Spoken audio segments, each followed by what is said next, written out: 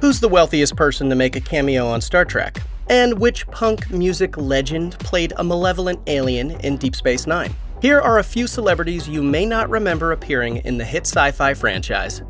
In 1999, the relatively young United Paramount Network celebrated the premiere of WWF SmackDown, a new weekly show launched at the height of professional wrestling's mainstream popularity. The following year, in the interests of cross-promoting SmackDown with UPN's flagship sci-fi series, the producers of Star Trek Voyager cast Dwayne "The Rock" Johnson, one of the WWF's most popular stars, as a prize fighter in the 6th season episode Tsunkatse. Johnson's character is a Pandari martial arts champion booked to fight against the USS Voyager's own Seven of Nine. He employs a number of The Rock's contemporary trademarks, such as his signature rock-bottom body slam and his crowd-pleasing people's eyebrow taunt. He even engages in the same kind of trash-talking he was known for throwing at his rivals in the ring. You're no bigger than a Tarkanian field mouse. Pink's insulting me by putting you in the pit to face me. Of course, Dwayne Johnson is one of the most bankable actors and recognizable faces in the world today. But when Tsunkatse aired in 2000, Johnson was just beginning to dabble in acting outside of the wrestling ring. His role on Voyager was only his third screen performance as a character other than The Rock. Johnson would make his big screen debut a year later in The Mummy Returns and begin a slow, steady climb to the Hollywood A-list, making Star Trek a funny footnote in an absolutely colossal career. Padma Lakshmi has hosted Top Chef since 2006, created the Hulu series Taste the Nation, and has authored 5 books on food, travel, and her exciting life and career. In 2019, she became a United Nations Development Program Goodwill Ambassador with the goal of highlighting systemic inequality and discrimination across both poor and wealthy nations. Before her life as a host, producer, author, and activist took off, however, Lakshmi was merely a supermodel looking to break into the world of acting. For one of her very first television roles, Lakshmi guest starred in the 2002 Enterprise episode Precious Cargo as Princess Kaitama, who is kidnapped and placed in suspended animation on the eve of her ascension to the throne of Krios Prime. Kaitama is rescued from captivity by Enterprise's chief engineer Charles Tripp Tucker, and the two struggle to survive in a cramped escape pod and on a hostile planet. Although Lakshmi may not be known for her acting abilities nowadays, she does an admirable job for a novice performer. She has good chemistry with Commander Tucker, and the two develop a whirlwind romance that, while a little cliché and underdeveloped, is still quite entertaining to watch. Despite the series being set in the distant future, the writers of Star Trek occasionally found opportunities for their characters to encounter real-life historical figures, either via time travel or holodeck simulations. Actors have portrayed such figures as author Mark Twain, aviator Amelia Earhart, and President Abraham Lincoln on various episodes, but only one person in the entire history of the Star Trek franchise to date has ever filmed a cameo as themselves: theoretical physicist Stephen Hawking. Sometimes called the world's smartest man, a title he himself rejected, Hawking dedicated his life to teaching the world about the study of space and time. It's no surprise then that Hawking was a lifelong fan of Star Trek, a franchise that has always prided itself on the celebration of science. In 1991, while visiting the Paramount lot, Hawking accepted an invitation to tour the set of Star Trek: The Next Generation. He was given the opportunity to sit in the captain's chair, which he remarked was even comfier than his own. During his visit, Hawking mentioned to executive producer Rick Berman that he'd like to do a cameo on the show. Thus, the opening scene of the Season 6 finale features the android Data playing poker with holograms of Hawking and fellow scientific icons Sir Isaac Newton and Albert Einstein. Naturally, Hawking wins the pot with a 4 of a kind. Mick Fleetwood, co-founder and drummer of the legendary rock group Fleetwood Mac, once made an appearance on Star Trek: The Next Generation, but you wouldn't know it just by looking at his character. In the comedic Season 2 episode Manhunt, which aired in 1989, Fleetwood makes a guest appearance as an unnamed Antedian, a tall alien being with a fish-like face. Fleetwood's character gets a couple of lines near the end of the episode, but it's quite possible that the alien's peculiar voice was dubbed over by someone else. That is an outrage! Lies! We demand you transport us at once! Fleetwood was a serious Star Trek fan, and was so eager to have a cameo role on the show that he agreed to shave off his signature beard to accommodate the alien prosthetics. Despite the credit special guest appearance by Mick Fleetwood appearing prominently in the beginning of the episode, Fleetwood is completely unrecognizable in the role. Coincidentally, the Next Generation star Patrick Stewart had actually been a friend and college classmate of Fleetwood's sister Susan. Fleetwood said that Stewart was very kind, even though the musician didn't have much experience on a television set. One of the most famous big men in professional wrestling, Paul Wight has performed on television since 1995, first as The Giant with WCW, then as Big Show with WWE, and now under his own name with All Elite Wrestling. He's acted in feature films like Jingle All the Way and The Waterboy, and he even got his own Netflix sitcom in 2020 called The Big Show Show. Most of Wight's non-wrestling roles play his 6'11" frame for laughs, but he's occasionally called upon to portray a more serious menace. One such occasion was Wight's guest appearance in the Season 4 Star Trek Enterprise episode Borderland, in which he plays a massive, muscular Orion slaver who attempts to sell some captured crew members at auction. Wight's character repeatedly lifts Commander T'Pol for display during the ghastly event, and it doesn't look like any wires were used to help him do it. Fans of Wight's work in the Squared Circle know that 100-odd pounds is barely a warm-up for the Big Show, who claims to have bench-pressed 500 pounds at the height of his athletic prowess. Exaggerating physical statistics is typical in the world of professional wrestling, but we're certainly not going to argue with the 7-time world champion.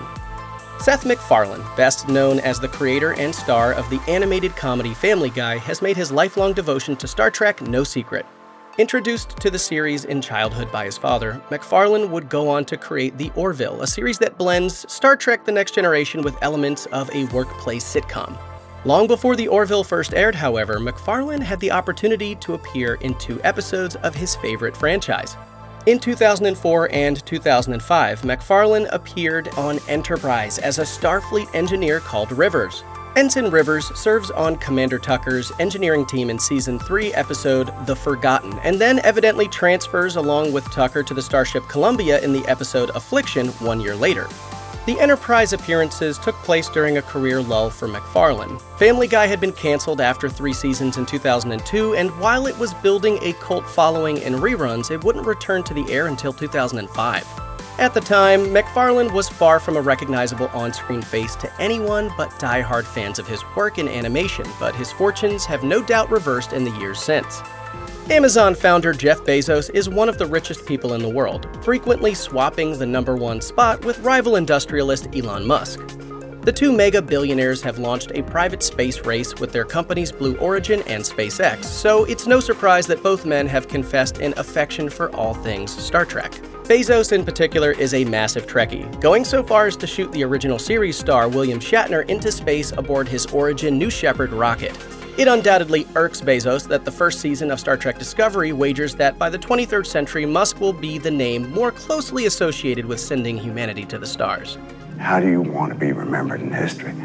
Alongside the Wright brothers, Elon Musk, Zefram Cochrane? Or as a failed fungus expert? While Musk gets name-dropped in dialogue, Bezos actually got the opportunity to appear in a Star Trek movie. Extremely briefly, that is. In the 2016 film Star Trek Beyond, Bezos portrays an unnamed Starfleet official who configures the universal translator for use by the distressed alien visitor, Kalara. Bezos has admitted that he begged Paramount for a speaking part in the film, and while he did receive 2 words of dialogue, they're only from a distance and with his back turned. The only clear image we have of Bezos as his character from Star Trek Beyond comes from Justin Lin's Twitter account. In 1994, Kirsten Dunst appeared in the film Interview with the Vampire as Claudia, a girl turned into a vampire at the age of 10 who spends a century in the body of a child. The performance earned her a Golden Globe nomination for Best Supporting Actress in a Motion Picture and propelled her into a long and prosperous acting career. Her hits since then have included Sam Raimi's Spider-Man trilogy, Melancholia, and the FX series Fargo.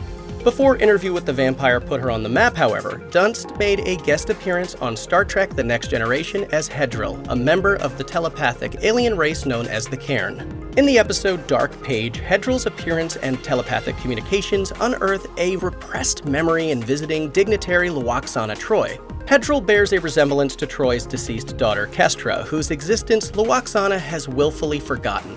Dunst also plays Kestra in a series of nightmares as Lwaxana's memories come to the surface, though once the memory is fully recovered, the real Kestra is played by a different child actor.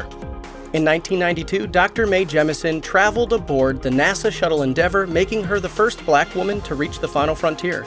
During her 190 hours as part of the shuttle mission STS-47, Jemison conducted experiments investigating the effects of spaceflight on bone cell function. Since leaving NASA, Jemison has continued to pursue humanity's advancement toward practical long-term space travel. In 2011, she became the leader of the 100-Year Starship Organization, a combined effort between NASA and DARPA to send humans beyond Earth's solar system by the end of the 21st century. Jemison achieved another much smaller milestone in 1993, becoming the first real-life astronaut to appear on Star Trek.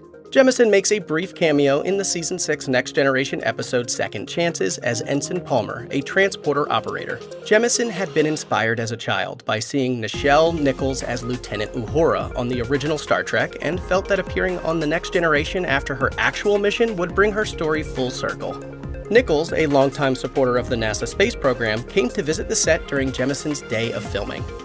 Iggy Pop is arguably the biggest music legend ever to appear on Star Trek. The godfather of punk innovated the genre as a member of the proto-punk band The Stooges and released solo hits like Search and Destroy, Lust for Life, and The Passenger, making him a household name. In the Season 6 Deep Space Nine episode, The Magnificent Ferengi, Pop makes an appearance as Yelgren, a Vorta holding Quark's dear mother Ishka as a hostage. Unlike some of the other celebrities who have appeared on Star Trek, Pop wasn't a fan who approached the producers for the chance to appear. Instead, the reverse was true. Producer Ira Steven Behr had been trying to cast Pop, a personal hero of his, on one of his shows years before he joined Star Trek. During the third season of Deep Space Nine, Behr and his team wrote a part for him in the two-part episode Past Tense, but Pop was on tour and unavailable for shooting. The role ended up going to Clint Howard instead. When The Magnificent Ferengi went into production, Pop was recovering from a shoulder injury that forced him to take a break from touring. The rock star finally agreed to take the gig, although it might have just been to finally get the producers off his case. I thought the Breen were annoying. Christian Slater was a star on the rise when he made a one-scene cameo as a communications officer aboard the USS Excelsior in Star Trek VI: The Undiscovered Country. He'd made a splash in 1988 as the sinister J.D. in the dark high school comedy Heathers, and more recently had appeared in Robin Hood, Prince of Thieves as Will Scarlet. However, his burgeoning acting career had little to do with his appearance on Star Trek. By his own admission, it was pure nepotism that got him the part. His mother, Mary Jo Slater, was the casting director for the film. In The Undiscovered Country, Christian Slater gets a short, one-on-one scene opposite George Takei as a junior officer who awakens Captain Sulu to deliver orders from Starfleet. Slater enjoyed an additional treat on set, however. He got to wear the actual outfit that William Shatner had worn in Star Trek II: The Wrath of Khan. Slater was so thrilled, in fact, that he was unwilling to part with it and simply walked off set still in costume when no one was looking. As of 2017, he's still got it stashed away. Given Slater's more recent appearances in TV dramas like Mr. Robot and Dr. Death, a return to the world of Trek certainly isn't out of the question for the star. Gabrielle Union broke into Hollywood by playing supporting roles in teen comedies like She's All That, 10 Things I Hate About You, and Bring It On. Her film career led to more prominent roles in Bad Boys 2, Top 5, and Think Like a Man. After a string of guest and recurring roles on television, Union finally took the lead on BET's Being Mary Jane from 2013 to 2019, and in the short-lived Bad Boys spin-off series LA's Finest in 2019. She also served as a judge on America's Got Talent for a single season in 2019. Before any of this, however, Gabrielle Union appeared on a single episode of Deep Space Nine. In 1997's Sons and Daughters, Union plays Angaran, a young Klingon warrior on the crew of the IKS Rotaran under the command of General Martok and Lieutenant Commander Worf. Angaran is a bit part, with no more than a few lines, but the small role was a big hit with her family. Union told NPR years later, "My mom is and was a massive Trekkie, so being a Klingon in my family was akin to winning the Oscars." Adam Scott began his acting career in the mid-90s, 15 years before breaking out as the star of the comedy series Party Down and joining the cast of Parks and Recreation. Even though he's a recognizable TV mainstay nowadays, Scott was just a struggling day player when he landed a bit part in the 1996 feature film Star Trek: First Contact. In his single scene, Scott plays an unnamed Starfleet officer at the helm of the USS Defiant under the command of Lieutenant Commander Worf. The Defiant is on the ropes in its battle against the ominous Borg cube, leading Worf to order a suicide run. Scott's character gets to deliver the good news that the Enterprise has come to their rescue. In a 2013 podcast interview, Scott admitted that he'd originally auditioned for a larger supporting role in the film, presumably Lieutenant Hawk, the role that ended up going to Neil McDonough. He was on set for only a few hours, had his 2 lines, and was out before lunch.